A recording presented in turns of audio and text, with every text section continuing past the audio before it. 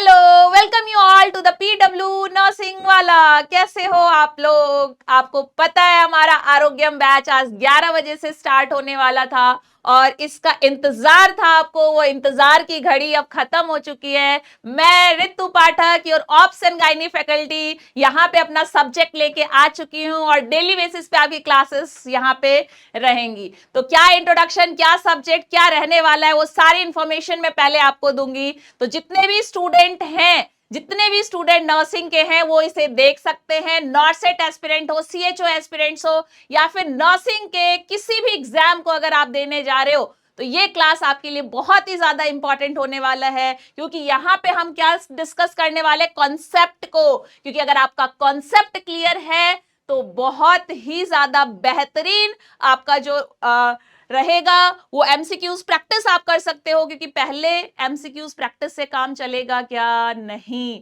आपको क्या करना होगा? आपको कंटेंट पे काम करना होगा, कॉन्सेप्ट आपका बनाना होगा और अगर ये बन गया तो आप बहुत ही अच्छा परफॉर्म कर सकते हो। तो जैसा कि आपको पहले से इन्फॉर्म था, आरोग्यम बैच में हम क्या करने वाले हैं, क्या रहने वाला है, इसका ऑलरेडी हमारे यूट्यूब पे सीरीज है, आप देख सकते हो। इसमें क्या कंटेंट, कहां पे, कैसे आपको जुड़ना है, वो सारी चीजें आपको पहले से ही पता थी। तो हमारा सब्जेक्ट यहाँ पे हम क्या पढ़ने वाले हैं, यहाँ पे आप देख सकते हो obstetrics and gynaecological nursing. Obstetric and gynaecological nursing मैं आपको पढ़ाने वाली हूँ ऋतु पाठक, आपको ऑलरेडी पहले से ही पता होगा। और क्या चैप्टर आज की क्लास में, क्या चैप्टर, क्या हम पढ़ने वाले हैं वो भी आपको यहां से पता चल जाएगा। बेसिक कॉन्सेप्ट्स ऑफ ओबीजी, क्योंकि जब बेस स्ट्रांग होगा, जैसे कि मैंने पहले भी आपको बताया है, अगर आपका बेस स्ट्रांग है तो बिल्डिंग बहुत ही मजबूत होने वाली है। क्योंकि जब तक आप बेसिक चीजें नहीं पढ़ोगे और हाई लेवल के क्वेश्चंस करोगे तो क्या क्लियर होगा, क्या क्या चीजें समझ में आएंगी, क्या नहीं। तो यहाँ पे जितने भी स्टूडेंट हैं, चाहे वो जीएनएम वाले हैं, बीएससी हैं, रिपीटर्स हैं या फिर अभी वो क्लासेस ले रहे हैं, third semester, fourth, fifth, six, सब पढ़ सकते हैं। ये क्लासेस सबके लिए ही इंपॉर्टेंट होगा, क्योंकि हमने जो यहाँ पे स्टार्ट किया है वो क्या है, आपको हर चीज को इन शॉर्ट पूरे सब्जेक्ट्स को पढ़ाया जाएगा। नॉर्सेट के लिए बहुत ज्यादा इंपॉर्टेंट होगा। जिनको ये डाउट था कि नॉर्सेट में क्या ये हेल्प करेगा, अरे बहुत ही अच्छे तरीके से आपको हेल्प करेगा। क्यों हेल्प नहीं करेगा? क्योंकि यहाँ पे सारी वो चीजें पढ़ाई जाएंगी, हर सब्जेक्ट को लैबोरेट करके आपको पढ़ाया जाएगा। और अगर बहुत ही ज्यादा डीप में आप पढ़ना चाह रहे हो तो वो भी बहुत जल्दी स्टार्ट होगा। समझ में आ रहा है? तो यहाँ पे आज की क्लास में क्या रहने वाला है, basic concepts of ओबीजी। Basic concept of ओबीजी को हम पढ़ेंगे। चलो, तो आज का टारगेट क्या है, हमारे क्लास का टारगेट भी हमें पता होना चाहिए। तो सबसे पहले मैं एक बात बोलूंगी, जो स्टूडेंट, अभी आपको पता होगा नॉर्सेट का रिजल्ट आया है, नॉर्सेट एस्पिरेंट आपको पता है मेंस का रिजल्ट आ गया है और सारे स्टूडेंट ने आई थॉट जितने भी चॉइस है वो फिल कर लिया होगा। यस, चॉइस, क्या चॉइस तो आपको मिल ही गया है। AIIMS Delhi, AIIMS Bhopal, AIIMS Guwahati, जो भी जहां चाहते थे उनको अपनी जगह मिल गई होगी। तो आपने फिल करना स्टार्ट कर दिया होगा, डॉक्यूमेंट्स अपलोड करना स्टार्ट कर दिया होगा। लेकिन साइड बाय साइड जिन्होंने एग्जाम दिया था, प्री का दिया था, मेंस का दिया था, बट वो क्लियर नहीं हो पाया, वो क्लियर नहीं हो पाया और वो बहुत ही ज्यादा दुख में थे कि अब क्या होगा, अब क्या करें हम, ये बताओ क्या होने वाला है, अब हमारा क्या होगा, सिलेक्शन नहीं हुआ है। तो मैं बोलना चाहूंगी, असफलता एक चुनौती है, स्वीकार करो। क्या कमी रह गई देखो और सुधार करो। जब तक न सफल हो नींद चैन को त्यागो तुम, संघर्ष का मैदान छोड़ मत भागो तुम। कुछ किए बिना ही जय जयकार नहीं होती, कोशिश करने वालों की कभी हार नहीं होती है। तो आपको कोशिश करते रहना है और हिम्मत नहीं हारनी है। अगर हिम्मत हार जाओगे तो यहां होगा क्या, नहीं। एक बहुत ही बेहतरीन स्टार्ट जो कि हम पीडब्ल्यू फिजिक्स वाला करने वाला है नर्सिंग वाला चैनल पे, तो आपको बहुत ही ज्यादा हेल्प मिलेगा। तो आई थॉट, मुझे लगता है कि आपको डेली बेसिस पे ये क्लासेस, जो भी हमारी मॉर्निंग इवनिंग की क्लासेस रहती है, देखना है और अपना हैंड रिटन नोट्स बनाना है, कॉपी पेन साथ में लेके बैठना है। समझ में आ रहा है?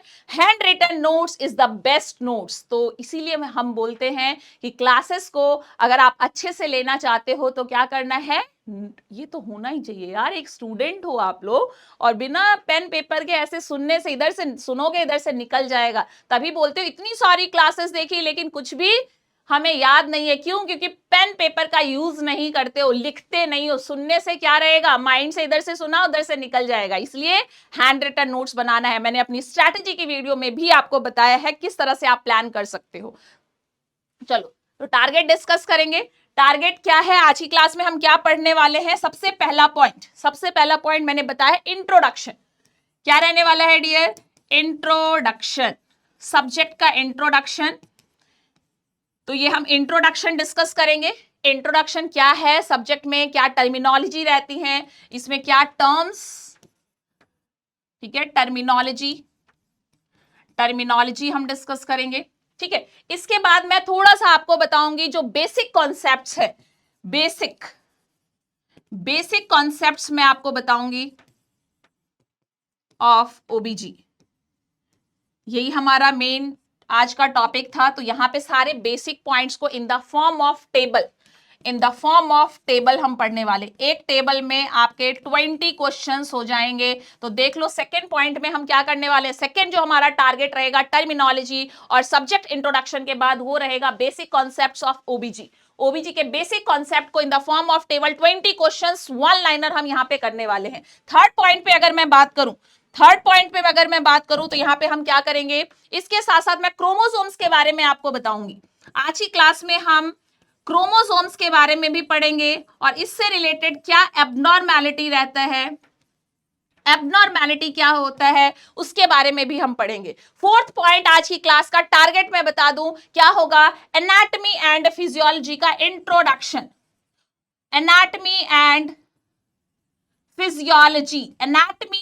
Physiology of female reproductive system with diagrams भी देखने वाले हैं। तो क्लास में एंड तक बने रहना, क्योंकि क्लास के एंड में ही डायग्राम्स हम डिस्कस करेंगे।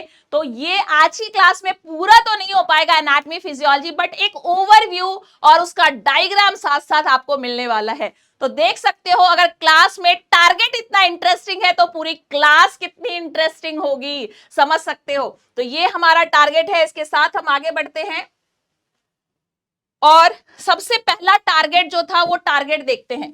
फर्स्ट टारगेट हमारा क्या था, इंट्रोडक्शन। अब सब्जेक्ट का इंट्रोडक्शन है, तो मुझे लगता है कि जो स्टूडेंट पहले पढ़ चुके हैं, जिन्होंने पहले एग्जाम दे दिया है, उनको पता होगा। ठीक है, या फिर जो जैसे जीएनएम थर्ड ईयर या बीएससी फोर्थ ईयर के स्टूडेंट होंगे, ओबीजी पढ़ रहे हैं, अगर वो भी इस क्लास को देख रहे हैं, तो मैं ये बोलूंगी कि आपको भी जीरो से मैं पढ़ाना स्टार्ट कर रही हूँ, बिल्कुल बेसिक से स्टार्ट कर रही हूँ। तो आप बहुत अच्छे से इस सब्जेक्ट को समझ सकते हो, समझ में आ रहा है। और जो नॉर्थ सेट एस्पिरेंट इस क्लास को देख रहे हैं, तो आपको क्या रखना है, किस तरह से पढ़ना है। काग चेष्टा वको ध्यानम स्वान निंद्रा तथैव च अल्पहारी गृह त्यागी विद्यार्थिनम पंच लक्षणम। ले आओ ये लक्षण अपने अंदर। ये लक्षण आ गया तो ये अगर टेक्निक आ गई पढ़ने की, कंपटीशन में एक बेस्ट कॉम्पिटिटर बन गए, तो फिर बहुत ही जल्दी आपका सिलेक्शन हो जाएगा।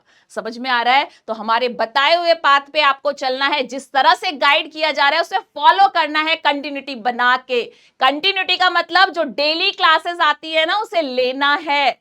समझ में आ रहा है। चलो, तो इंट्रोडक्शन वाले पार्ट में मैं बताऊंगी क्या है हमारा सब्जेक्ट, क्या है हमारा सिलेबस। अगर मैं सिलेबस की बात करूं, अगर मैं यहां पे सिलेबस की बात करूं तो बताओ, क्योंकि अगर आपको सिलेबस नहीं पता है, अगर आपको सिलेबस नहीं पता है, तो क्या आप उस एग्जाम को क्रैक कर सकते हो? अगर आपको अपने दुश्मन के बारे में नहीं पता, तो क्या आप अच्छे से उसे लड़ पाओगे? क्या नहीं। तो उसी तरह से एग्जाम को कंपेयर करो कि उस एग्जाम को क्रैक करने के लिए उसका सिलेबस पता होना जरूरी है, उसमें क्या इंपॉर्टेंट टॉपिक आता है वो पता होना हमें जरूरी है। समझ में आ रहा है। इसीलिए सब्जेक्ट और सिलेबस हमें बहुत ज्यादा हेल्प करता है हमारे एग्जाम को क्रैक करने में। तो अगर मैं यहां पे बात करूं सिलेबस की, तो आप सबको पता है क्या लिखा हुआ आता है, मिडवाइफरी नर्सिंग। क्या है dear, midwifery nursing. Midwifery nursing is very very very important और हर एग्जाम में आपको इस क्वेश्चन, यहां से क्वेश्चन देखने को मिलेगा। ठीक है, क्या है, what is the meaning of midwifery.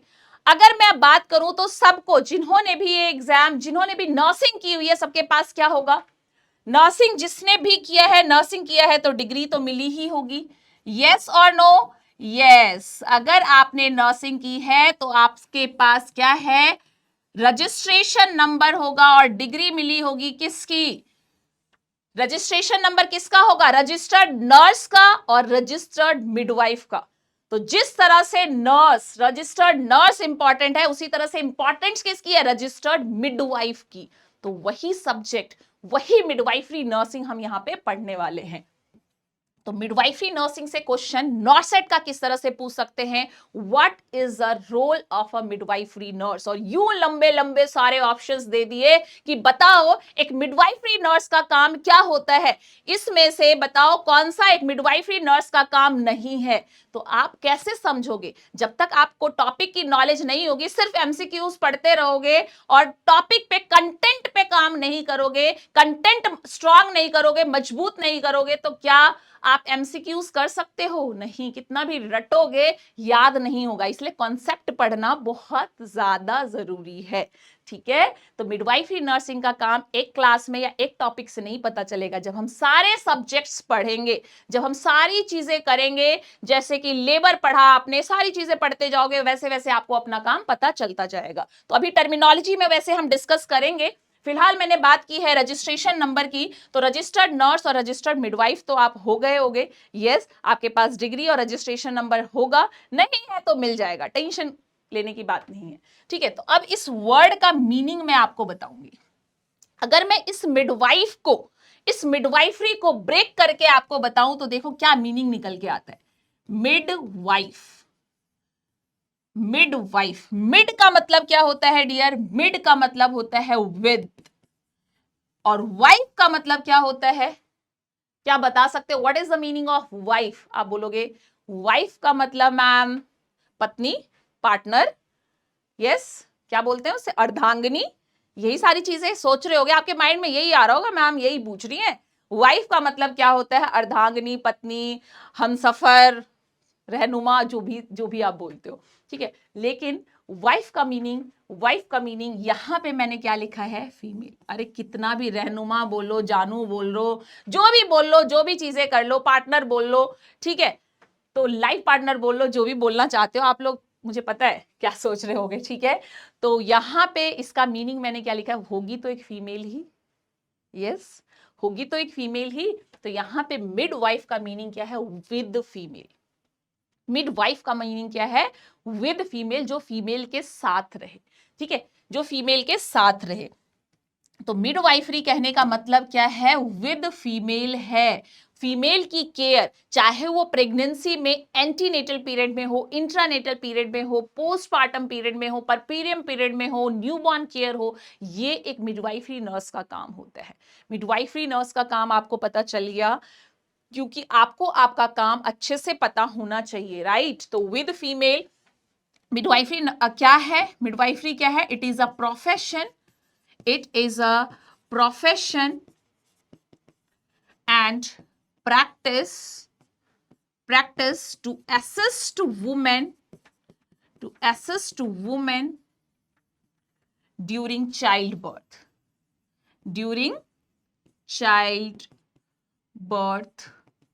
या फिर आप बोल सकते हो ड्यूरिंग प्रेगनेंसी। तो प्रेगनेंसी में वो सारे ही पॉइंट्स कवर हो जाते हैं। ड्यूरिंग चाइल्ड बर्थ की बात करूं, ड्यूरिंग चाइल्ड बर्थ, लेबर के टाइम पे, लेबर के टाइम पे ऐसा नहीं है एंटीनेटल पीरियड में काम नहीं होता, वहां पे बहुत सारे ऑप्शंस होंगे और मैं एएनसी में आपको सारी चीजें बताऊंगी। ठीक है, एंटीनेटल पीरियड में बात करूं या फिर मैं परपीरियम पीरियड या पोस्ट नेटल में बात करूं, पोस्ट नेटल में बात करूं, यहां सब फीमेल को क्या करना, असिस्ट करना, गाइड करना, उसको उसके बारे में बताना, वो सारी ही चीजें समझ में आ गया। तो यहां पे क्या करना है, आपको मिडवाइफ का मीनिंग समझना है, हमारे सब्जेक्ट को समझना है, समझ में आ रहा है। तो मिडवाइफ विद फीमेल, जो फीमेल के साथ, फीमेल को क्या कर सके, हेल्प कर सके उसके प्रेगनेंसी के जर्नी में, उसके प्रेगनेंसी के जर्नी में उसको हेल्प कर सके, चाहे वो एंटीनेटल पीरियड में हो हेल्थ टॉक देके, या फिर उसके हाई रिस्क प्रेगनेंसी को मतलब पहले से समझ के कि हाँ ये हाई रिस्क प्रेगनेंसी है, तो हमें किस तरह से फीमेल को गाइड करना है। ठीक है, तो एंटीनेटल पीरियड में जो भी चीजें होती हैं आप उसमें हम एएनसी में पूरा अच्छे से लैबोरेट करके पढ़ेंगे, और लेबर ड्यूरिंग डिलीवरी आप किस तरह से हेल्प करोगे, आपका क्या काम है, और post natal period, puerperium period, delivery होने के बाद। ऐसा नहीं बच्चा पैदा हो गया काम खत्म, चलो आराम से सोते हैं, हो गया हमारा काम, नहीं, उसके बाद तो आपकी रिस्पॉन्सिबिलिटी और भी ज्यादा बढ़ जाती है। समझ में आ रहा है? उस एक बच्चा भी तो आया, अभी तक तो बच्चा अंदर था तो टेंशन, अब बच्चा बाहर आ गया है, अब बच्चा बाहर आ गया है तो आपको क्या करना है, उसकी भी केयर, न्यूबॉर्न केयर। समझ में आ रहा है? न्यूबॉर्न केयर, वहां पे भी हमारा रोल रहता है। तो मिडवाइफरी का मीनिंग आपको समझ में आ गया होगा। और एक मिडवाइफरी नर्स को किसकी नॉलेज होनी चाहिए? कौन सा सब्जेक्ट आ गया यहां पे? Obstetrics and gynaecology, obstetrics and gynaecology. समझ में आया? ऑब्स्टेट्रिक्स एंड गायनेकोलॉजी के बारे में पता होना चाहिए। तो जो नेक्स्ट स्लाइड है उसमें हम डिस्कस करेंगे terminology, what is the meaning of obstetrics, what is the meaning of gynaecology, what is the meaning of midwifery nursing, what is the meaning of andrology. ये सारा हम नेक्स्ट स्लाइड में पूरा detail में डिस्कस करेंगे। समझ में आ रहा है? तो मैं यही बोलूंगी, आपको क्या करना है, ये समझना है, सूरज की तरह चमकने के लिए सूरज की तरह जलना पड़ता है। तो अभी जो आपको ये लग रहा है ना, अरे इतना पढ़ना पड़ेगा, पढ़ोगे तभी तो चमकोगे। समझ में आ रहा है? तो पढ़ लो और कमेंट बॉक्स में कमेंट डाल दो। जो कमेंट आपको करना है, जो चीजें आपको पता चल रही है, जो क्वेश्चंस आपसे पूछा जा रहा है, थोड़ा एक्टिव होके वहां पे करना है, जिससे हमें भी कॉन्फिडेंस आए, हाँ बच्चे देख रहे हैं, समझ रहे हैं, उन्हें समझ में आ रहा है। तो नेक्स्ट स्लाइड में देखेंगे टर्मिनोलॉजी। ये टर्मिनोलॉजी क्या है, ये टर्मिनोलॉजी को देखेंगे। ठीक है, what is the meaning of obstetrics and gynaecology. Obstetrics, इसका मीनिंग क्या है, and what is the meaning of gynaecology, what is the meaning of gynaecology. तो सबसे पहले सब्जेक्ट इंट्रोडक्शन में ऑप्स का मीनिंग क्या होता है, रिलेटेड टू फीमेल। अगर मैं ऑप्स की बात करूं तो ऑप्स का मीनिंग क्या होता है, फीमेल से रिलेटेड होता है। और गायनी, आप बोलोगे गायनी भी फीमेल से रिलेटेड होता है, तो ऑप्स में जब फीमेल प्रेग्नेंट होती है तो वो सब्जेक्ट क्या हो गया, ऑब्स्टेट्रिक्स। जब एक फीमेल प्रेग्नेंट नहीं है लेकिन फिर भी उसको प्रॉब्लम होती है, उसे इन्फेक्शन होता है, फाइब्रॉइड होता है, उसे ट्यूमर होता है, कार्सिनोमा होता है, ब्लीडिंग होता है, ब्लीडिंग बहुत ज्यादा होता है, कम होता है, इनफ्रीक्वेंट ड्यूरेशन में होता है, मेंस्ट्रुएशन साइकिल से रिलेटेड प्रॉब्लम होता है, वो सब हम कहां पे पढ़ेंगे, गायनेकोलॉजी में। तो एक लाइन में अगर हम यहाँ पे मीनिंग लिखें, what is the meaning of obstetrics, तो obstetrics related to pregnancy, related to pregnancy and pregnancy related problem, pregnancy related problems। समझ में आ रहा है? ये क्या होता है, प्रेगनेंसी रिलेटेड प्रॉब्लम्स हम यहां पे पढ़ते हैं, प्रेगनेंसी या फिर इससे रिलेटेड प्रॉब्लम्स को हम यहां पे पढ़ते हैं। अगर मैं गायनेकोलॉजी की बात करूं तो जैसा कि मैंने बोला है, गायनी वर्ड किससे रिलेटेड है, फीमेल से रिलेटेड। और लॉजी का मतलब क्या होता है, स्टडी। लॉजी का मतलब क्या होता है, स्टडी होता है। तो यहां पे हम किसकी स्टडी करने वाले हैं, study of female reproductive system and related problem, and related problem. तो आपके मन में बहुत सारा डाउट हो रहा होगा, मैम ये जो हम सब्जेक्ट पढ़ रहे हैं क्या कवर करेंगे, जैसे बच्चों के डाउट्स थे, क्या इसे पढ़ने से हमारा नॉर्सेट क्लियर हो जाएगा। अरे ऐसा क्यों सोचते हो, ऐसा क्यों सोचते हो कि पढ़ने से क्लियर नहीं होगा, पहले ही ऐसा सोच लोगे तो हो जाएगा क्या, नहीं, पहले पढ़ के तो देखो, पढ़ के तो देखो, एकदम होगा क्यों नहीं होगा।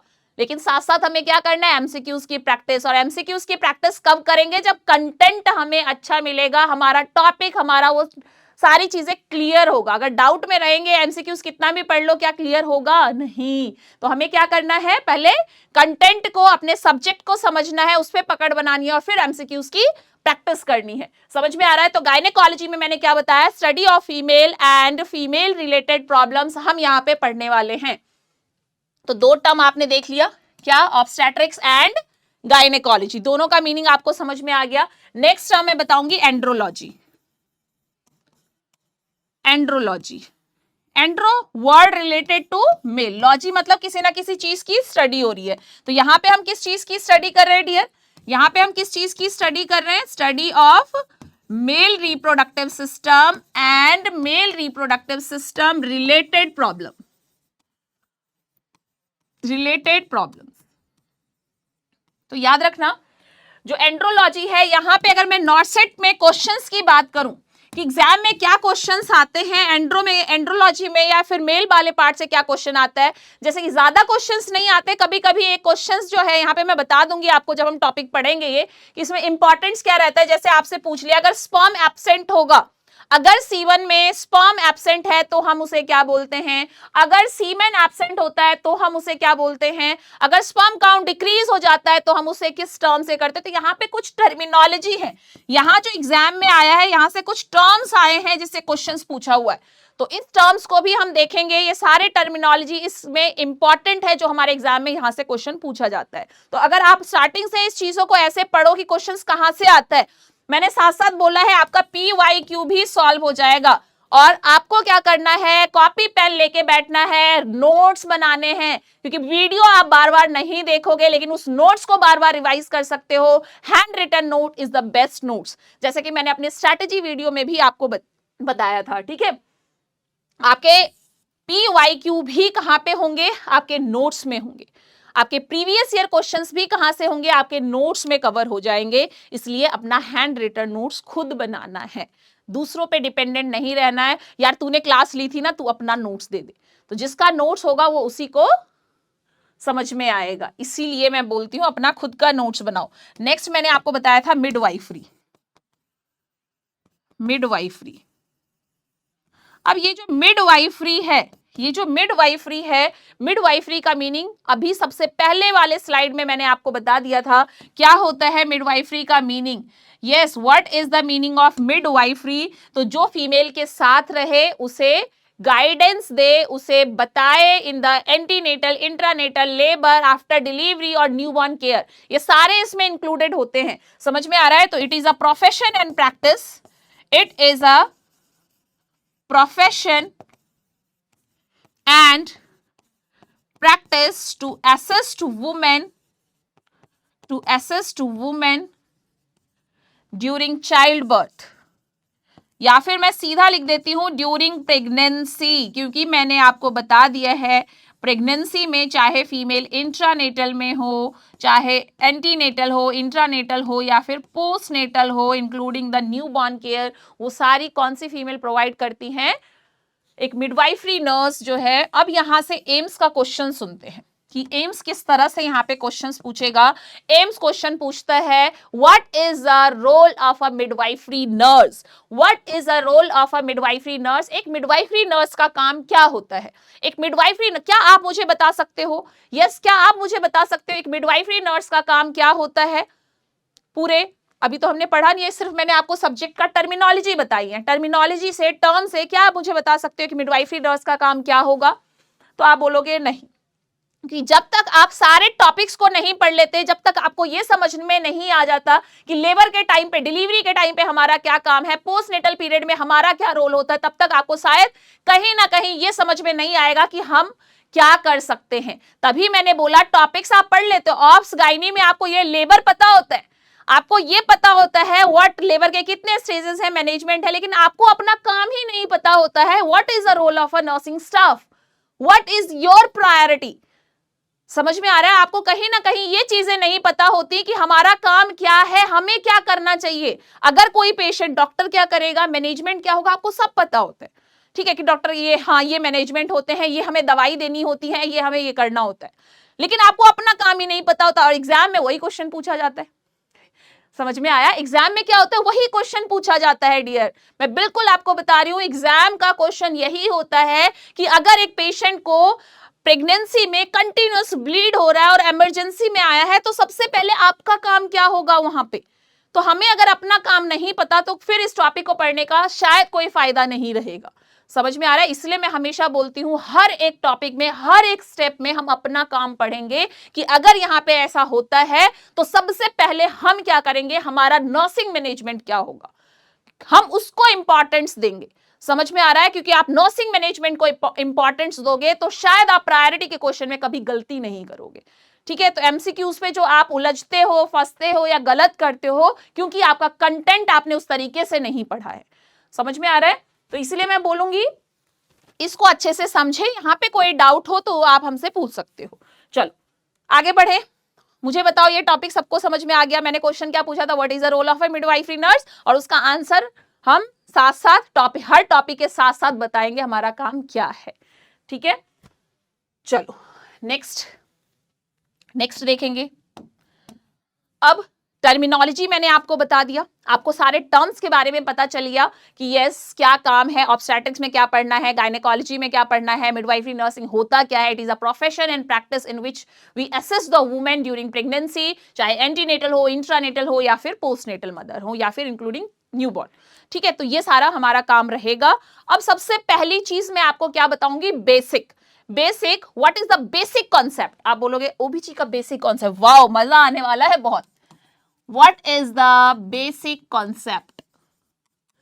बेसिक कॉन्सेप्ट्स, क्योंकि जब बेसिक कॉन्सेप्ट्स आप समझोगे, आप छोटे छोटे टर्म्स को समझोगे, छोटे छोटे पॉइंट्स को समझोगे, तब आप क्या कर सकते हो, अच्छे से ओबीजी में आगे बढ़ सकते हो और यहां से लेकर हाई लेवल तक पूरा जा सकते हो। समझ रहे हो इस बात को? इसीलिए मैं सबसे इस स्लाइड में क्या बताऊंगी आपको, बेसिक कॉन्सेप्ट्स ऑफ नर्सिंग बताऊंगी। What is the basic concept of nursing? तो सबसे पहला पॉइंट, आप टेबल बना लेना और नोट्स लिखते रहना, जो मैं आपको यहाँ पे पॉइंट्स कराने वाली हूं। ठीक है, बेसिक कॉन्सेप्ट में सबसे पहला क्वेश्चन जो ईएसआईसी में आया था, अरे आपको पता है ना एग्जाम में, what is the scope of nursing, nursing करने के बाद क्या क्या कर सकते हैं, कहाँ का एग्जाम में फॉर्म भर सकते हैं। नहीं तो हमारे चैनल पे सारी चीजें आपको इन्फॉर्मेशन डे बाय डे पे कुछ ना कुछ अपडेट आपको मिलता ही रहेगा, सो डोंट वरी। अगर आपको कोई भी कुछ भी डाउट रहता है तो आप हमें बता दिया करो, हम उस पे आपको सारी इंफॉर्मेशन देने वाले हैं। पहले तो सब्जेक्ट की दे देते हैं, क्योंकि जब तक कंटेंट नहीं पता होगा, टॉपिक नहीं पता होगा, तो फिर आगे हम कैसे करेंगे, है ना। तो अगर कोई भी डाउट, जैसे कि आप आरोग्यम बैच से रिलेटेड होगा, क्या पढ़ने वाले हैं, हमारे ही चैनल पे आरोग्यम बैच के बारे में पहले से ही वीडियो अपलोडेड है। तो अगर आप इस बैच में पढ़ रहे हो और वीडियो नहीं देखा है तो जरूर से जरूर देख लेना, है ना। चलो, तो सबसे पहले पॉइंट पे मैं आती हूं। पहला पॉइंट क्या है, yes dear, what is the primary sex organ? What is the primary sex organ? अब बोलोगे प्राइमरी सेक्स ऑर्गन, ये ईएसआईसी का क्वेश्चन है। ये जो क्वेश्चंस है ये ईएसआईसी में पूछा हुआ है।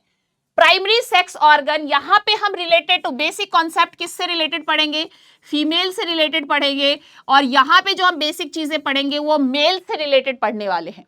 ठीक है, कि फीमेल में अगर प्राइमरी सेक्स ऑर्गन पूछा जाए तो क्या होता है, समझ में आ रहा है? अगर आपने ये वाली पूरी बेसिक क्लास देख ली, इसमें सारी बेसिक चीजें और पूरी टर्मिनोलॉजी सारी चीजें मैं बताने वाली हूं, तो शायद आने वाले अगली क्लास में आपको कोई भी प्रॉब्लम नहीं होगी। ठीक है, तो प्राइमरी सेक्स ऑर्गन क्या है? यस डियर, प्राइमरी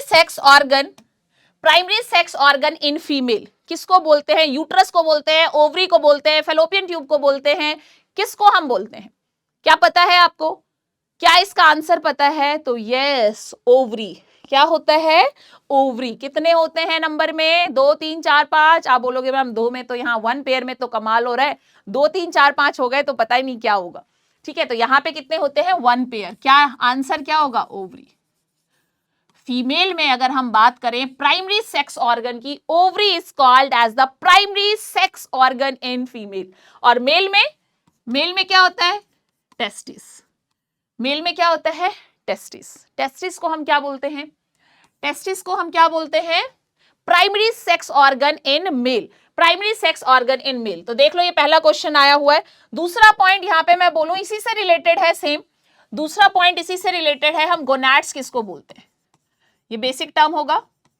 गोनैड्स क्या है? गोनैड्स क्या होता है? Gonads produce gamete. Gonads produce gamete. Gonads gamete को प्रोड्यूस करता है, और ओवरी क्या है? गोनैड्स है।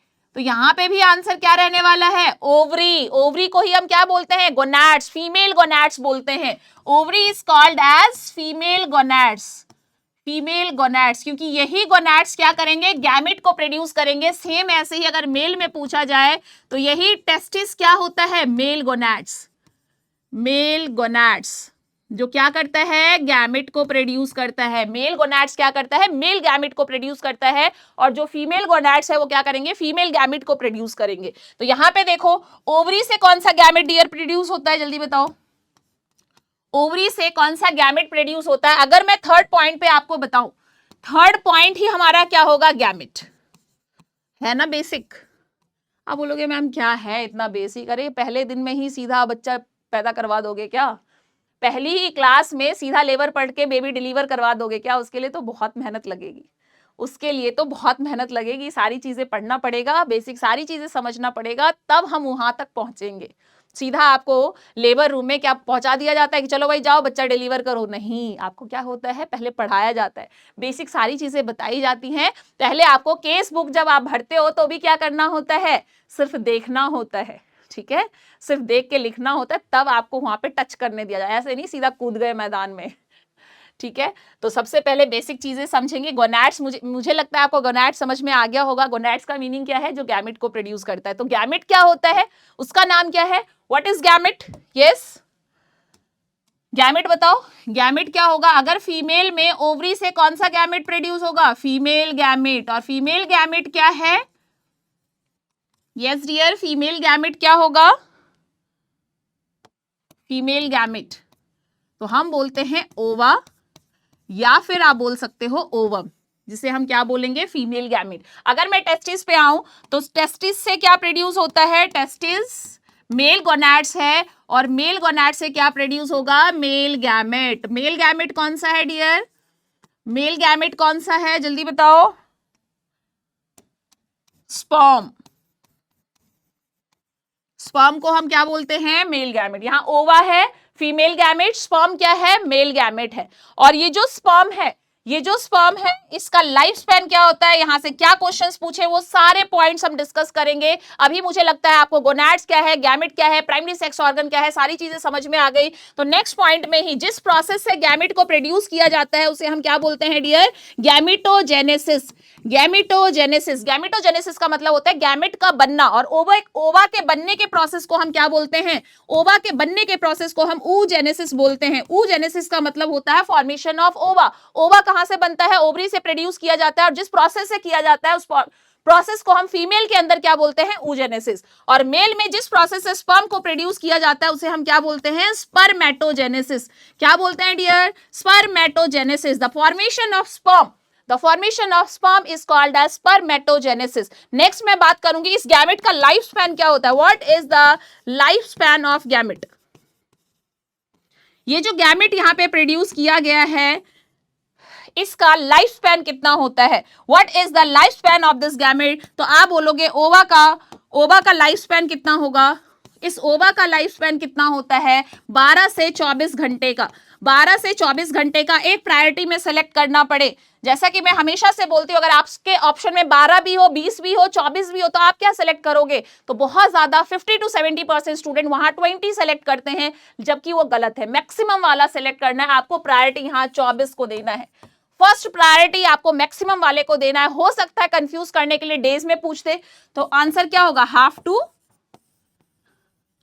1 डे ओवा का लाइफ स्पैन होता है। सेम ऐसे ही अगर मेल में पूछा जाता है कि बताओ मेल में स्पर्मेटोजेनेसिस, स्पर्म के फॉर्मेशन को, स्पर्म का लाइफ स्पैन कितना होता है, तो मुझे बताओ स्पर्म का लाइफ स्पैन कितना होगा, 48 to 72 hours. 48 to 72 hours. Days में पूछे तो कितना हो जाएगा, 2 to 3 डेज जो है, एक बार इजैकुलेट हो गया, स्पर्म रिलीज हो गया तो कितने टाइम तक वाइबल रहेगा, कितना लाइफ स्पैन होता है उसका, 2 से 3 दिन का, 48 से 72 घंटे का होता है। एग्जाम में आया हुआ क्वेश्चन है, ये एग्जाम का क्वेश्चन है, तो मैं बता दूं आपको, वेरी वेरी इंपॉर्टेंट, यहां से एग्जाम में क्वेश्चन आया हुआ है। अगर मैं एम्स की बात करूं तो वहां पे भी पूछा हुआ है, पीजीआई में, जीएमसीएच में, बहुत सारे एग्जाम्स में यहां से क्वेश्चन पूछा हुआ, what is the life span of gamete. हम हाई लेवल का पढ़ते रहते लेकिन हम बेसिक चीजों पे ध्यान नहीं देते, तो कहीं ना कहीं ये पॉइंट, ये टेबल आपके लिए बहुत ज्यादा हेल्पफुल होगा, आपके एग्जाम में बहुत सारे क्वेश्चन यहां से पूछे जाएंगे, ठीक है। चलो आगे नेक्स्ट पॉइंट में देखते हैं, नेक्स्ट पॉइंट में देखते हैं 6 पॉइंट। अब क्या है life span of gamete. Life span of gamete आपको पता चल गया, गैमेट कितने टाइम तक वाइबल रहेगा, किस प्रोसेस से किया जाएगा, ये सारी चीजें। अगर मैं यहाँ पे हार्मोन्स की बात करूं, अगर मैं यहाँ पे हार्मोन्स की बात करूं तो मुझे बताओ what is called as female sex hormone. Female sex hormone हम किसको बोलते हैं डियर, फीमेल सेक्स हार्मोन क्या होता है? ईस्ट्रोजन होता है, प्रोजेस्टेरॉन होता है, गोनाडोट्रोपिन हार्मोन होता है। कौन सा हार्मोन होता है जल्दी से बताओ। और यहाँ मेल सेक्स हार्मोन, दोनों ही बताना है। मेल सेक्स हार्मोन एक सेलेक्ट करना हो तो हम किसको सेलेक्ट करेंगे, और अगर फीमेल सेक्स हार्मोन हमें एक सेलेक्ट करना हो तो हम किसको सेलेक्ट करेंगे। तो याद रखना ईस्ट्रोजन, अरे कौन सा hormone, oestrogen is called as female sex hormone, is the loving hormones. समझ में आ रहा है, क्वेश्चन पूछा जाता है, इसीलिए यहां से इस पॉइंट को इंपॉर्टेंट लगा लेना, स्टार बना लेना और याद रखना। Hormones is very very important. वैसे ही अगर मेल सेक्स हार्मोन पूछा जाता है, मेल के अंदर कौन सा मेल सेक्स हार्मोन होगा, तो हम क्या बोलते हैं, testosterone. Testosterone, testosterone is called as male sex hormone. समझ में आया। तो मुझे लगता है हार्मोन्स भी डिटेल में पढ़ेंगे, चिंता मत करो, बेसिक फर्स्ट क्लास में बेसिक चीजें मैं आपको बता रही हूं, इसका मीनिंग समझो, इसके बारे में हम डिटेल में भी बात करेंगे, ठीक है। अरे ये हार्मोन्स तो चलता ही रहेगा, हार्मोन्स तो चलता ही रहेगा, टेंशन क्यों ले रहे हो। चलो तो आगे देखते हैं next.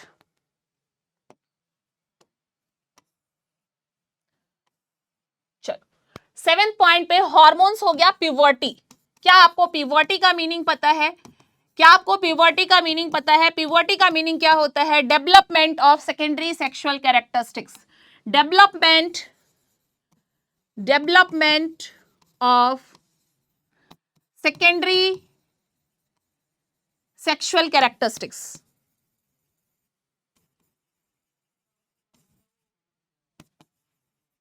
Development of secondary sexual characteristics. Puberty का मीनिंग आपको समझ में आ गया होगा। जब एक छोटी बच्ची, जब एक बच्चा बच्ची जो है क्या है, ग्रो कर रहे हैं और प्यूबर्टी एज में आ रहे हैं, तो सबसे पहले क्या साइन दिखेगा? एक तो ये पॉइंट है कि सबसे पहले क्या साइन दिखेगा। दूसरा पॉइंट यहाँ पे क्या है कि प्यूबर्टी का मतलब होता है सेकेंडरी सेक्सुअल कैरेक्टरिस्टिक्स का डेवलपमेंट होना। तो एज क्या होता है? सबसे पहले प्यूबर्टी का मीनिंग आपको समझ में आ गया। अगर मैं यहाँ पे फीमेल में बात करूं कि मुझे एज बताओ, what is the pubertal age in female, puberty का एज फीमेल के अंदर क्या होता है, तो आप बोलोगे 10 to 16 years is the puberty age in female. वैसे ही अगर हम मेल में बात करें, मेल में प्यूबर्टी का एज क्या होता है, मेल में हमें एज बताओ तो क्या बोलोगे, अरे फीमेल पहले मैच्योर हो जाती है, बट मेल थोड़े से बुद्धू होते हैं, मतलब ऐसे मत सोचना, लेकिन थोड़ा सा जो है उनमें प्यूबर्टी क्या होता है, लेट आता है फीमेल से। कितना लेट? 2 महीने, 4 महीने, 6 महीने, पूरे के पूरे 2 साल। तो यहाँ 10 से 16 साल लिख लो। यहाँ पे क्या लिखोगे, प्यूबर्टी एज क्या है, 12 से 17 साल। अरे बोलो, समझ में आया? What is the puberty age in male and female? What is the meaning of puberty? Development of secondary sexual characteristics. अब मैं बात करूंगी यहाँ का क्वेश्चन कि प्यूबर्टी से जो क्वेश्चन एग्जाम में पूछा हुआ है वो क्या है। बीएचयू के एग्जाम में भी आया है। अगर मैं post BSc nursing entrance exam की बात करूं, वहां पे भी क्वेश्चन पूछा हुआ है किससे, what is the first sign of puberty in male and female? क्या आप बता सकते हो मुझे? क्या आप मुझे बता सकते हो कि जब वो बच्ची ग्रो कर रही है या वो बॉय या गर्ल है, तो उसमें सबसे पहला प्यूबर्टी का साइन देखने को क्या मिलेगा? What is the first sign? तो आप बोलोगे फर्स्ट साइन की अगर बात करें मैम, तो सबसे पहले फर्स्ट साइन मैं यहां पे मेंशन कर देती हूं, first sign of puberty. First sign of puberty, puberty का फर्स्ट साइन फीमेल के अंदर क्या होता है डियर? फीमेल के अंदर ब्रेस्ट का डेवलपमेंट होता है, ब्रेस्ट डेवलपमेंट। तो ये बहुत अच्छा क्वेश्चन है जो एग्जाम में पूछा जाता है, किससे related, what is the first sign. Very very important, star बनाएंगे। मैंने आपको बोला है नोट्स में रेड पेन से वहीं मार्क करो जहां पे क्वेश्चंस बनाया हुआ है, आप एक स्टार बनाते रहो, क्वेश्चंस छोटा सा लिखते रहो, जिससे जब पूरा नोट्स बन जाएगा ना और आप उस रजिस्टर को पढ़ोगे तो आपको PYQ देखने की जरूरत नहीं होगी, नोट्स देख के पता चल जाएगा यहां से क्वेश्चन आया हुआ है। समझ में आ रहा है? तो फर्स्ट साइन ऑफ प्यूबर्टी क्या होता है? फीमेल के अंदर ब्रेस्ट का डेवलपमेंट। और इसे बोलते क्या है? ब्रेस्ट के डेवलपमेंट को बोलते क्या है? थैलार्के। क्या बोलते हैं? थैलार्के। थैलार्के का मीनिंग क्या होता है? ब्रेस्ट का डेवलपमेंट। वैसे ही अगर मैं मेल में बात करूं कि प्यूबर्टी का पहला साइन क्या होता है, तो आप बोलोगे गोनैड्स का डेवलपमेंट, टेस्टिस का development is the first sign of puberty in male. In male, male के अंदर टेस्टिस का development, testis development is the testis development is the first sign, testis development is the first sign जो किस में होता है dear, mail में होता है। और हम इसे बोलते क्या है, टेस्टिस के डेवलपमेंट को हम, टेस्टिस क्या बताया था मैंने अभी, टेस्टिस क्या है, गोनैड्स है, और गोनैड्स के डेवलपमेंट को हम क्या बोलेंगे, गोनेडार्की। क्या बोलेंगे डियर, गोनेडार्की बोलेंगे।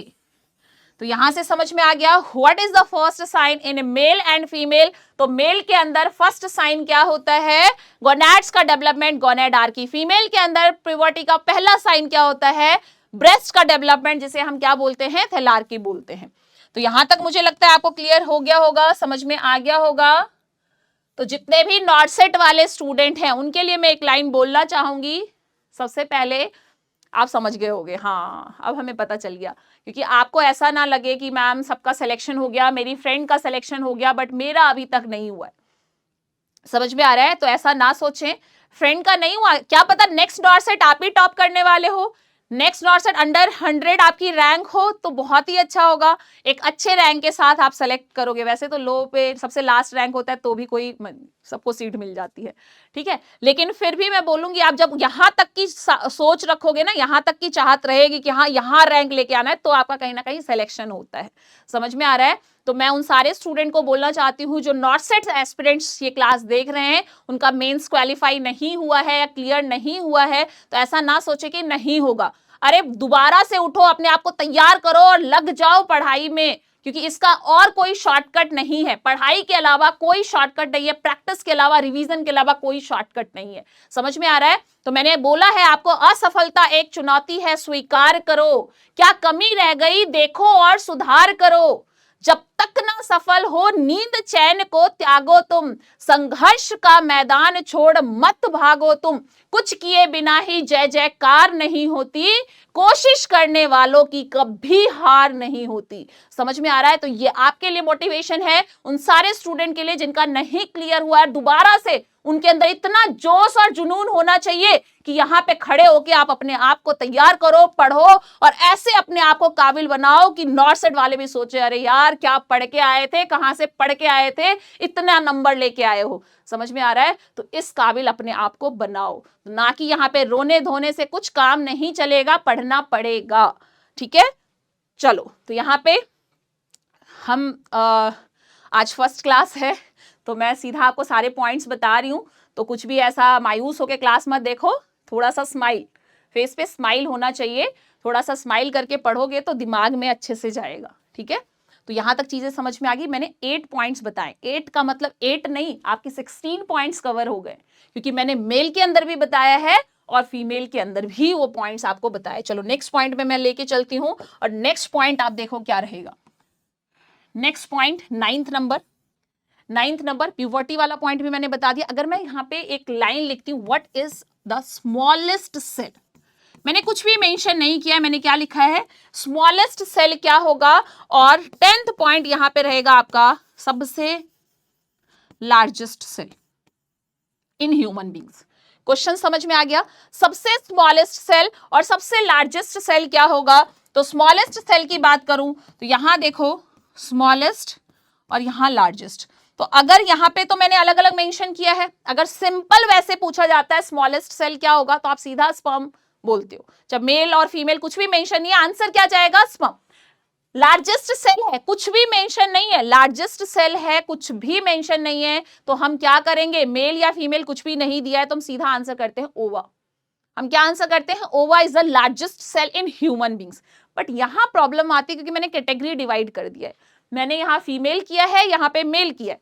तो आप देख सकते हो फीमेल के अंदर सबसे स्मॉलेस्ट सेल क्या होगा, क्योंकि मेल में स्पर्म होता है, मेल में मैंने बता दिया है स्पर्म होता है आंसर, लेकिन फीमेल में स्पर्म तो होता नहीं है। तो अगर क्वेश्चन आ गया तो हम क्या करेंगे, प्लेटलेट्स, प्लेटलेट्स हम आंसर क्या करेंगे, यहाँ पे प्लेटलेट्स करेंगे। वैसे ही लार्जेस्ट सेल की अगर मैं बात करूं तो लार्जेस्ट सेल आपको पता है फीमेल में क्या होता है, ओवा, या फिर आप उसे ओवम बोलते हो। ठीक है, ये फीमेल में होता है, ये फीमेल में होता है, बट मेल में तो नहीं होता है, मेल में नहीं होता है, तो मेल में हम इसे क्या बोलेंगे, मेल में होता है न्यूरॉन्स, नर्व सेल्स। सबसे लार्जेस्ट सेल की अगर बात करें मेल में तो नर्व सेल होता है, और फीमेल में अगर हम बात करें सबसे स्मॉलेस्ट सेल की तो प्लेटलेट्स होता है। मेल में सबसे largest cell nerve cell, female में सबसे स्मॉलेस्ट सेल प्लेटलेट्स। और अगर सबसे स्मॉलेस्ट सेल मेल में बात करें तो ये तो सबको पता है स्पर्म होता है, और लार्जेस्ट सेल की बात करें फीमेल के अंदर वो भी सबको पता है कि ओवा होता है। समझ में आया? एक एग्जाम में क्वेश्चन क्या आया था, सुनना, what is the size of ओवा? इस ओवा का साइज कितना होता है, ये एग्जाम का क्वेश्चन है। कितना होता है? 130 माइक्रॉन्स। 130 माइक्रॉन्स ये ओवा में क्या है, साइज है, और ये एग्जाम का क्या है, क्वेश्चन आया हुआ है। तो इसलिए मैंने बोला देखो 10 पॉइंट में 20 पॉइंट्स को हमने यहाँ पे one liner short points cover किए हैं। तो आप समझ सकते हो इस तरह से अगर आप करो तो सारी चीजें बहुत सिंपल वे में आपको समझ में आ जाएंगी। तो एक बेसिक चीज था, जैसे मैंने ऊपर लिखा था, आपको हेडिंग पता है, basic concept. Basic concept female में और मेल में हमने जो पढ़ा है उसे याद रखना है, उसे हम आगे और इलैबोरेट करेंगे। लाइक स्पर्मेटोजेनेसिस है, उसे हम अच्छे से पढ़ेंगे, पूरी चीजें कवर करेंगे वहां पे। ठीक है, चलो आगे बढ़ते हैं। थोड़ा सा मैं क्रोमोसोम्स के बारे में आपको बताऊंगी, क्रोमोसोम्स के बारे में। क्रोमोसोम्स,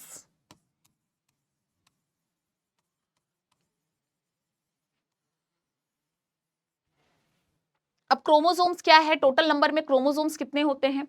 तो क्रोमोसोम्स की अगर मैं बात करूं तो टोटल 46 क्रोमोसोम्स होते हैं। टोटल कितने क्रोमोसोम्स होते हैं? 46 क्रोमोसोम्स होते हैं, जिसमें 44 क्या होते हैं, ऑटोसोम्स होते हैं। 44 ऑटोसोम्स होते हैं, और 2 क्या होते हैं, सेक्स क्रोमोसोम्स होते हैं। क्या होते हैं डियर? सेक्स क्रोमोसोम्स होते हैं। तो यहां पे आपने देखा 2 सेक्स क्रोमोसोम्स, और ये 44 क्या है, ऑटोसोम्स है, ऑटोसोम्स है। अब यहां पे मैं क्यों बता रही हूं, क्योंकि आगे ये कहीं ना कहीं आपको बहुत ज्यादा हेल्प करने वाला है।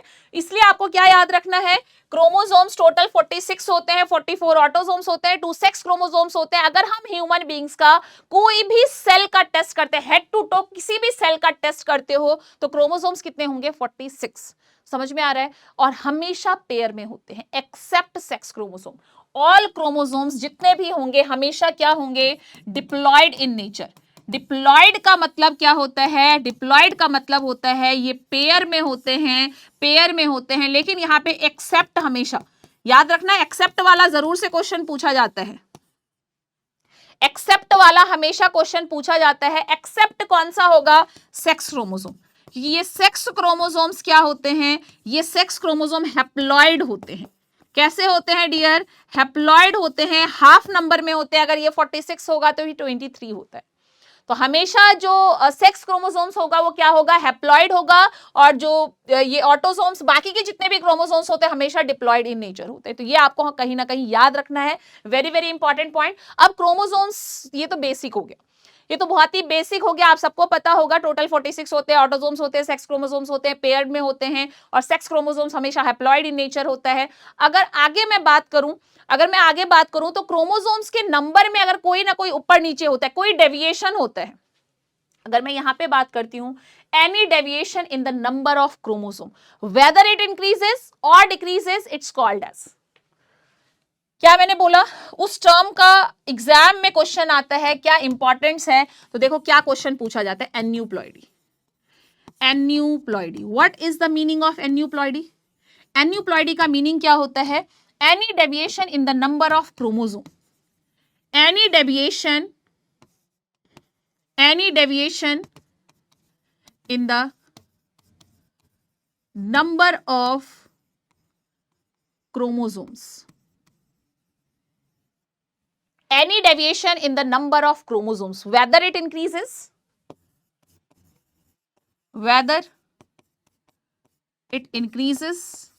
or decreases। समझ में आया? Any deviation in the number of chromosome, whether it increases or decreases, it's called as aneuploidy। तो यहां से क्वेश्चन एन्यूप्लॉइडी के टाइप से भी आपसे पूछा जाता है कि एन्यूप्लॉइडी कितने टाइप्स के होते हैं वो बताओ। तो आपने नाम सुना होगा ट्रिप्लॉइडी, ट्राइजोमी, तो ये किसका टाइप है? एन्यूप्लॉइडी का टाइप है। हो सकता है आपके एग्जाम में डेफिनेशन ही आ जाए, in any deviation in the number of chromosomes whether it increases 46 से इंक्रीज 47 हो गया या 45 से कम होके डिक्रीज होके 45 हो गया, तो उस टर्म को हम क्या बोलते हैं? एन्यूप्लॉइडी बोलते हैं डियर। क्या बोलते हैं? एन्यूप्लॉइडी बोलते हैं। और एन्यूप्लॉइडी कितने टाइप का होता है अगर मैं यहाँ पे बात करूं तो एन्यूप्लॉइडी क्या होता है? अगर क्रोमोसोम्स के नंबर हाफ हो जाए, ट्रिपल हो जाए या फिर एक बढ़ जाए, कम हो जाए, तो हम उसे क्या बोलते हैं? एन्यूप्लॉइडी में अगर देखो हैप्लॉइडी, हैप्लॉइडी, ट्रिप्लॉइडी, ट्रिप्लॉइडी, ट्राइसोमी, ट्राइसोमी और मोनोसोमी, मोनोसोमी। ठीक है, ये टाइप्स है, ये टाइप्स है। इसका एक बेस्ट एग्जांपल आपको बताती हूँ जो हमारे एग्जाम में बहुत ज्यादा क्वेश्चन पूछा जाता है, क्योंकि स्मार्ट वे में पढ़ना वही होता है कि एग्जाम के लिए जो इंपॉर्टेंट है उसको छोड़ो ना, उसको इतने अच्छे से पढ़ो कि वहां अगल बगल आसपास कहीं से भी क्वेश्चन आ जाए आप अच्छे से कर पाओ। समझ में आ रहा है? तो वो पॉइंट यहाँ पे कौन सा होगा? ट्राइसोमी। कौन सा होगा डियर? ट्राइसोमी। ट्राइसोमी का मतलब क्या होता है? और इसका बेस्ट एग्जांपल मैंने क्या बोला है? अगर क्रोमोसोम के किसी भी नंबर पे एक एक्स्ट्रा क्रोमोसोम आ जाता है तो उसे हम क्या, लाइक आपको सबसे बेस्ट एग्जांपल इसका बताती हूं मैं, ट्राइसोमी 21। सबने नाम सुना होगा, इसका तो सुना ही होगा, इसका तो सुना ही होगा आपने। क्या? ट्राइसोमी 21। ट्राइसोमी 21 क्या है? इसका मतलब 21 नंबर पे, 21 नंबर पे एक एक्स्ट्रा क्रोमोसोम आ गया है। एक एक्स्ट्रा क्रोमोसोम जो आया है उसी को हमने क्या बोला? कौन से नंबर पे आया है? 21 नंबर पे। तो ये क्या हो गया? ट्राइसोमी 21, जिसे हम बोलते हैं डाउन सिंड्रोम। यस, अभी तक मुझे पता था, आप कमेंट में लिख चुके होंगे क्या कि ट्राइसोमी 21 को क्या बोलते हैं डियर? Down syndrome. कमेंट जरूर से जरूर करना है। जो क्वेश्चन पूछा जा रहा है, जो क्वेश्चन मैं यहाँ पे पूछ रही हूं, उसका आंसर कहाँ होना चाहिए? कमेंट बॉक्स में। ठीक है, तो कमेंट जरूर से जरूर करना है आपको। तो trisomy 21 is the best example of trisomy, most common. कौन सा? Down syndrome. क्या बोलते हैं? Down syndrome. ऐसे ही जैसे ट्राइसोमी 21 को हमने क्या बोला? डाउन सिंड्रोम बोला, डाउन सिंड्रोम। वैसे ही इसका दूसरा एग्जाम्पल अगर मैं दूं, सेकेंड एग्जाम्पल अगर मैं दूं, तो ट्राइसोमी 18। क्या बोलते हैं ट्राइसोमी 18 को? Edward syndrome. कौन सा सिंड्रोम हो गया? Edward syndrome. वैसे ही अगर मैं यहां पे लिखूं ट्राइसोमी 13, क्या बोलते हैं ट्राइसोमी 13 को? Patau syndrome. कौन सा सिंड्रोम? Patau syndrome. अब बोलो मैम याद कैसे रखें? अभी बहुत सारे, ये तो मैंने कुछ एग्जाम्पल्स आपको बताए हैं, बाकी तो आप एमएसएन में पढ़ोगे ही, है ना। मैंने कुछ एग्जाम्पल ट्राइसोमी के बताए हैं। सबसे पहला इंपॉर्टेंट कौन सा? Down syndrome. कौन से नंबर पे प्रॉब्लम? किस पे? Extra chromosome. ट्राइसोमी 21 नंबर पे एक एक्स्ट्रा क्रोमोसोम आ जाए तो उसे हम क्या बोलते हैं? Down syndrome. वैसे ही ट्राइसोमी 18 और 13 है। याद कैसे करना है? ट्रिक, यही ट्रिक तो समझना है, यही ट्रिक तो समझना है आपको। ट्राइसोमी 18, ई से 18, ई से एडवर्ड, ई से 18, ई से एडवर्ड सिंड्रोम। ई से 18 हो गया, ई से एडवर्ड सिंड्रोम हो गया, तो ट्राइसोमी 18 को हम क्या बोलते हैं? Edward syndrome. 13, आप बोलोगे ये क्या है? देखो ना, पटाऊ, पटाऊ तेरे को, क्या है? कैसे याद करना है? पटाऊ तेरे को, पटाऊ तेरे को, तो यहां से याद हो गया। अरे ऐसे नहीं देखोगे, अरे मैम क्या बोल रही है ये क्लास में क्या बोल गई मैम? अरे मैं याद करने का तरीका बता रही हूं आपको, आप तो ऐसे ही सोचोगे, पता नहीं कहां कहां सोचते रहते हो। पटाऊ तेरे को मतलब क्या है? पटाऊ तेरा, तेरा, तो याद रखना है ट्राइसोमी 13, ट्राइसोमी 13 क्या बोला जाएगा? Patau syndrome. पटाऊ जब भी भूल जाओ तो याद रहेगा पटाऊ तेरे को, मींस 13 होगा, 18 नहीं होगा। 18 ई से 18, ई से एडवर्ड सिंड्रोम, तो ऐसे याद रहेगा। आपको याद करने का तरीका बता रही हूं। चलो आगे देखते हैं नेक्स्ट पॉइंट पे। तो ये आपको समझ में आ गया, ट्राइसोमी का समझ में आ गया। वैसे ही मोनोसोमी होता है। मोनोसोमी में क्या होता है? जैसे क्रोमोसोम नंबर 5 है, जैसे क्रोमोसोम नंबर 5 है, तो 5 पे वैसे एक्चुअल में नॉर्मली क्या होना चाहिए? 2 क्रोमोसोम्स होने चाहिए, डबल होना चाहिए, डिप्लॉइड में होना चाहिए। बट अगर यहाँ पे एक क्रोमोसोम मिसिंग होता है, सिर्फ एक ही होता है, तो इसे हम क्या बोलेंगे? मोनोसोमी 5, मोनो, मतलब अकेला है, उस नंबर पे क्रोमोसोम क्या है, डबल नहीं है, अकेले ही है, तो वो मोनोसोमी नंबर आ जाएगा। जैसे यहाँ पे एक एक्स्ट्रा आ जाता है, यहाँ पे एक कम हो जाता है, यहाँ increase one number of chromosomes क्या होता है, इंक्रीज हो जाता है, तो ट्राइसोमी में हमेशा कितना होगा 47, यहाँ पे कितना हो जाएगा 45, यहाँ डिक्रीज नंबर ऑफ क्रोमोसोम, यहाँ पे इंक्रीज नंबर ऑफ क्रोमोसोम्स। वैसे ट्रिप्लॉइडी में क्या होता है, ट्रिपल हो जाता है, 69 क्रोमोसोम्स, यहाँ पे टोटल क्रोमोसोम्स कितने हो जाते हैं डियर, 69 क्रोमोसोम्स। तो जब भी आपको क्वेश्चन दिखे टोटल नंबर ऑफ क्रोमोसोम 69 है, इसका मतलब वो ट्रिप्लॉइडी है। ट्राइसोमी में 47 होगा, कहीं एक एक्स्ट्रा आया होगा, चाहे 18 पे, 13 पे, 15 पे, 5 पे, 21 पे, किसी पे भी आ सकता है, ठीक है। और हेप्लॉइडी का मीनिंग क्या होता है, हेप्लॉइडी का मतलब होता है एक्सेप्ट सेक्स क्रोमोसोम, अगर कोई भी क्रोमोसोम हेप्लॉइड होता है, एक्सेप्ट, क्योंकि सेक्स क्रोमोसोम तो मैंने पहले ही बोला था कैसा होता है, हेप्लॉइड ही होता है, सिंगल ही होता है, लेकिन इसके अलावा किसी भी क्रोमोसोम्स में कोई भी नंबर हाफ हो जाता है, ठीक है, एक्सेप्ट सेक्स क्रोमोसोम, अगर haploid number of chromosome present होगा तो उसे हम क्या बोलेंगे, हेप्लॉइडी, हेप्लॉइडी। तो मुझे लगता है आपको एन्यूप्लॉइडी का मीनिंग समझ में आ गया होगा, इसके टाइप्स के बारे में आपको समझ में आ गया होगा। अब हम आगे क्या देखेंगे, what is the best investigation of choice to identify the type of aneuploidy. कैसे पता चलेगा, आप कैसे कौन सा टेस्ट करें जिससे हमें यह पता चलेगा हेप्लॉइडी है, ट्रिप्लॉइडी है, ट्राइसोमी है, मोनोसोमी है, कौन सा है। तो उसके लिए देखो, द बेस्ट इन्वेस्टिगेशन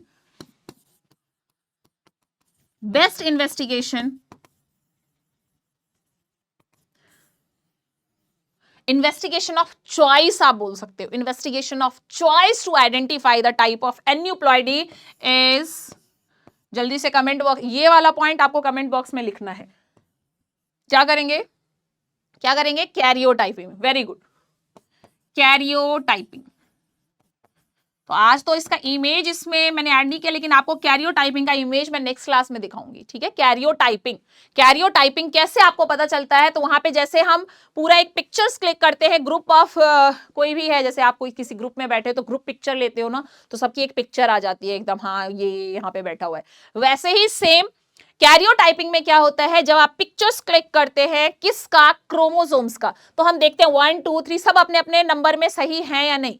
अगर कहीं पे भी कोई दिक्कत लगती है, कोई बढ़ा हुआ कोई कम मिलता है, तो हमें पता चल जाता है कौन सा टाइप होगा।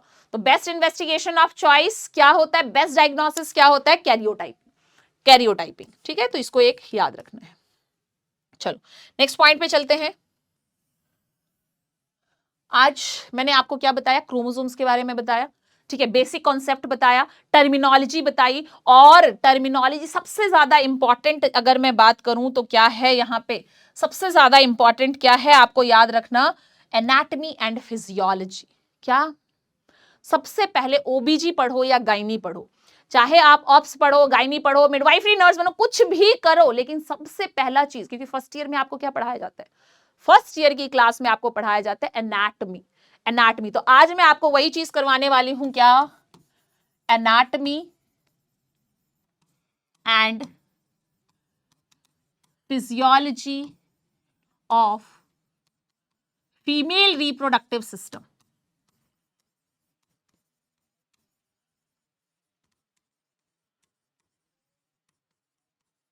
Anatomy and physiology of female reproductive system, यही मैं यहां पे करवाने वाली हूं, anatomy and physiology of female reproductive system आप पढ़ने वाले हो। अब इसको हम कैसे पढ़ेंगे, ये चीज होता है कि मैम ये बताओ कैसे पढ़ें जिससे हमारे क्वेश्चंस आराम से हो जाए, सारी चीजें हमें समझ में भी आ जाए।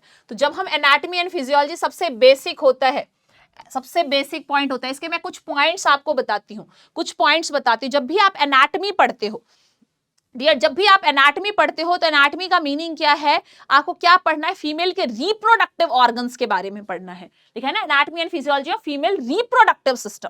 तो फीमेल का जो रिप्रोडक्टिव ऑर्गन है, फीमेल का जो रिप्रोडक्टिव ऑर्गन्स है, इसके बारे में आपको पढ़ना है, फीमेल के रिप्रोडक्टिव ऑर्गन्स के बारे में आपको पढ़ना है। तो फीमेल का रिप्रोडक्टिव ऑर्गन्स रिप्रोडक्टिव सिस्टम में कैसे कैसे हेल्प करता है वो आपको पता होना चाहिए। तो देखो, फीमेल का जो रिप्रोडक्टिव ऑर्गन्स होता है वो किसमें हेल्प करता है, ये बताओ मुझे। यस डियर, फीमेल का जो रिप्रोडक्टिव ऑर्गन्स होता है, सबसे पहले मैं कॉपुलेशन की बात करूंगी, मैं कॉइटस एक्ट की बात करूंगी, सबसे पहले किसमें हेल्प करेगा, क्वाइटस एक्ट में, क्योंकि इसके बिना क्या बेबी होगा? आप बोलोगे हाँ अब तो टेक्नोलॉजी आ गई हो मैम, पॉसिबल है। मैं नेचुरल बात कर रही हूँ, नॉर्मल बात कर रही हूँ, ठीक है। तो हमें ये हाँ आर्टिफिशियल ART आ गया, आर्टिफिशियल रिप्रोडक्टिव टेक्नोलॉजी नहीं भी हुआ तो चलेगा, आगे बच्चा आ जाएगा, ठीक है। लेकिन सबसे पहला ये ऑर्गन किस में हेल्प करता है? वेजाइना किस में हेल्प करता है? क्वाइटस एक्ट में हेल्प करता है।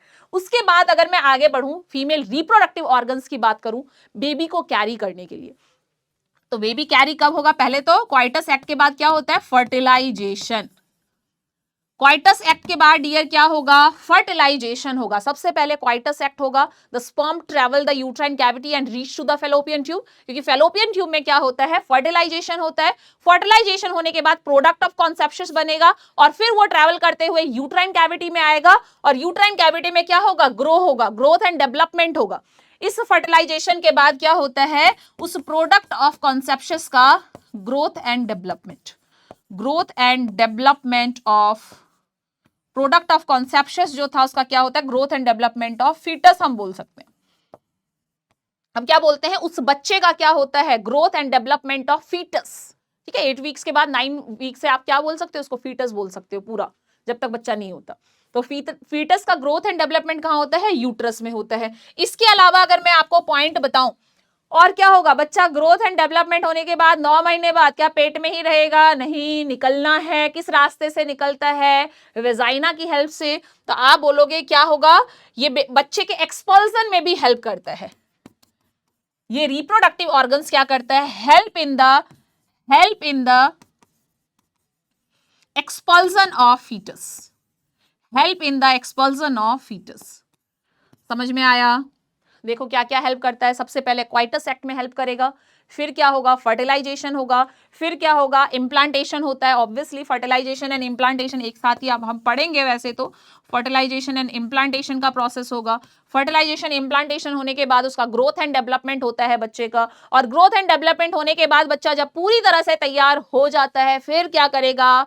Help in the expulsion of foetus. तो क्या कौन सा ऑर्गन हेल्प करता है? वेजाइना। अगर मैं नॉर्मल लेबर की बात करूं तो नॉर्मल लेबर में बच्चा कहां से बाहर आता है? वेजाइना से।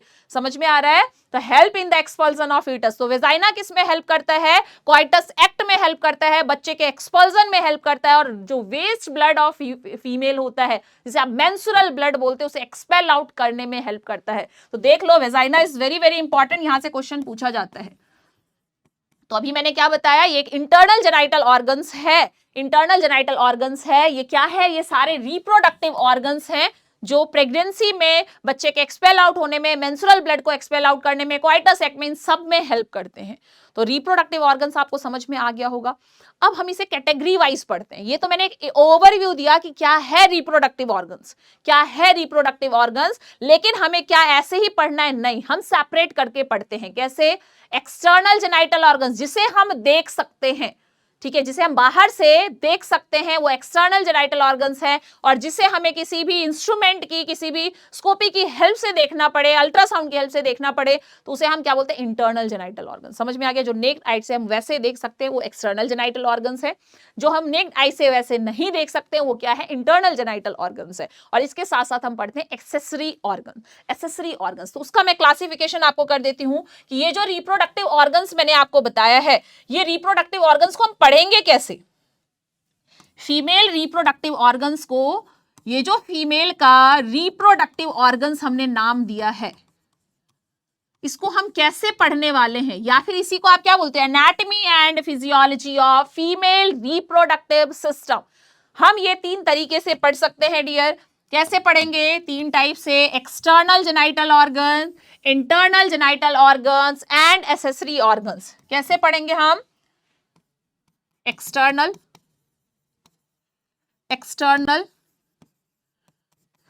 Genital organs, external genital organs,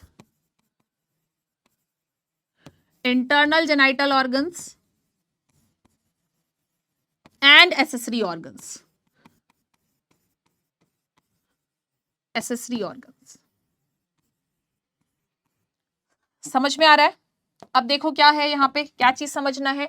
जो एक्सटर्नल जेनाइटल ऑर्गन्स है इसे हम क्या बोलते हैं? वल्वा, या फिर हम इसे और क्या बोल सकते हैं? इसे हम बोल सकते हैं पुडेंडम। एक्सटर्नल जेनाइटल ऑर्गन्स को हम वल्वा बोल सकते हैं, पुडेंडम बोल सकते हैं। इंटरनल जेनाइटल ऑर्गन्स कौन कौन से होते हैं उसको पढ़ना है, और एसेसरी ऑर्गन्स कौन से होते हैं उसको। तो आज की क्लास में हम एनालिस्ट कर लेते हैं, बाकी नेक्स्ट क्लास में हम पूरा इलैबोरेट करके पढ़ेंगे external genital organs, internal genital organs और एसेसरी ऑर्गन्स के बारे में। तो आज की क्लास में आपको बता देती हूँ कौन कौन से ऑर्गन्स जो है हमारे इसमें आते हैं, ठीक है, कौन कौन से ऑर्गन्स आते हैं एक्सटर्नल जेनाइटल ऑर्गन्स में। वल्वा या हम पुडेंडम बोलते हैं, उसे एनालिस्ट कर लेते हैं। Mons pubis, mons pubis, labia majora, labia majora, labia minora, labia minora, clitoris, vestibules,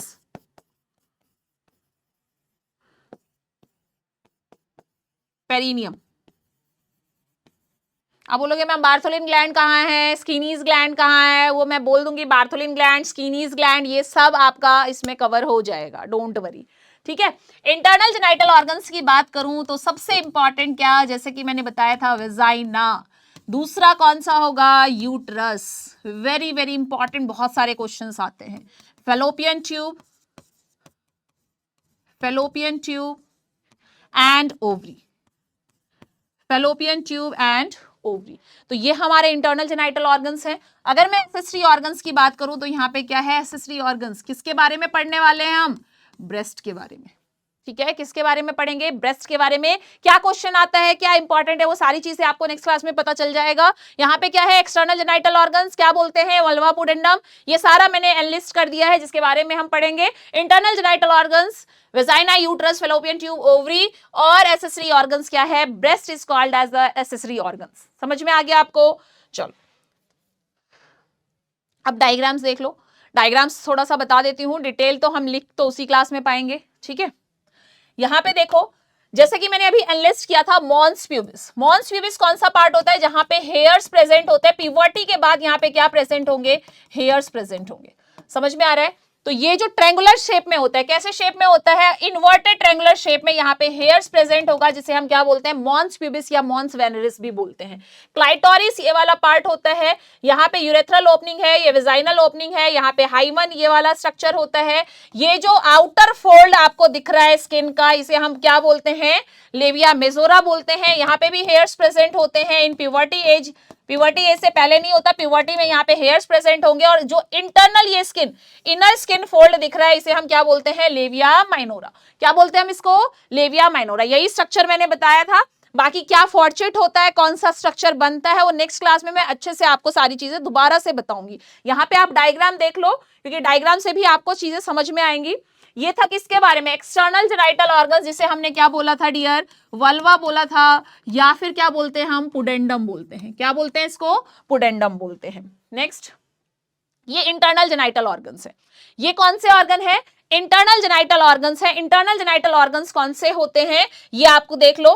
fallopian tube आपको दिख रहा होगा, ये यूट्रस है, ये यूट्रस है। ये नीचे वाला पार्ट वेजाइना, ये वेजाइनल कैनाल, यहां तक यूट्रस वाला पार्ट, ये आपका फेलोपियन ट्यूब है ना। यहाँ पे फेलोपियन ट्यूब है, सबको डायग्राम दिख रहा है क्या, ठीक है।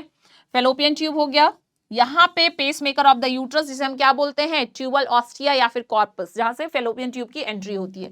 ये वेजाइना हो गया, ये वेजाइना हो गया। और यहाँ पे ये आपको ओवरी दिख रहा होगा, जो कि यहाँ से अटैच होता है लिगामेंट से, ओवेरियन लिगामेंट से। तो ये स्ट्रक्चर आपको समझ में आया, fallopian tube, ovary, uterus, cervix, vagina. ये वाला पार्ट, ये वाला जो यहाँ तक का पार्ट है, इसे हम सर्विक्स बोलते हैं। यूट्रस में ये वाला जो पार्ट होता है, इसे हम क्या बोलते हैं डियर, सर्विक्स बोलते हैं। और ये जो स्ट्रक्चर आप देख रहे हो ना पीछे, अभी थोड़ा धुंधला धुंधला सा आपको दिखाई दे रहा है, अच्छे से भी दिखाई देगा, ठीक है, बैकग्राउंड में। ये क्या है, पेल्विस। तो पेल्विस के बारे में भी हम पढ़ेंगे। पेल्विस के बारे में भी एनाटॉमी के अंदर मैं आपको पेल्विस भी बताऊंगी, बहुत ज्यादा इंपॉर्टेंट है, वहां से हमारे एग्जाम में क्वेश्चन आता है। ये वाला पार्ट कौन सा है, सैक्रम। ये सैक्रल प्रोमोन्ट्री, आला ऑफ सैक्रम, ये आपका क्या है, पेल्विस, तो इसके बारे में भी हम नेक्स्ट क्लास में पढ़ेंगे। तो आपको पता चल गया, पहले ही मैंने बता दिया नेक्स्ट क्लास में हम क्या पढ़ने वाले हैं।